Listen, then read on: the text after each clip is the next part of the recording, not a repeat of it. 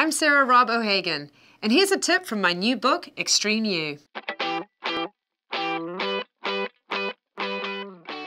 Never made the A-team in field hockey, never got the lead role in the school play, never got any A grades in college, fired twice in her 20s, responsible for probably the worst athlete campaign in Nike history. That's my anti-resume. In this era of social media awesomeness, where everywhere we turn, we see everyone's beautiful, perfectly Instagrammed pictures of themselves and their amazing accolades of all their great accomplishments in their career, it's easy to think that kind of everyone's perfect. But the truth is, if you haven't failed, you're not going to be epically successful, right?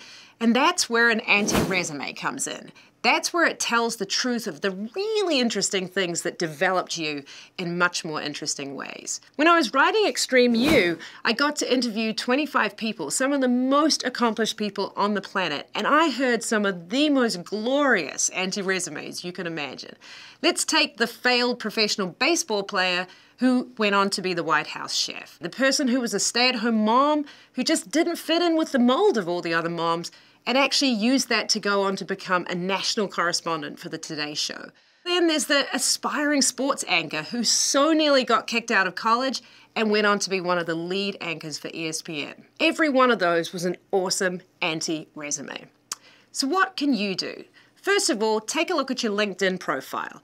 Right now, it probably shows beautiful, awesome accomplishments. That's great. But now go and look at your entire career in chronological order and list all of the fuck-ups, the failures, the mismatches, the bad decisions, the things that went wrong. Ask yourself honestly, when you put the two next to each other, have you been pushing the boundaries enough?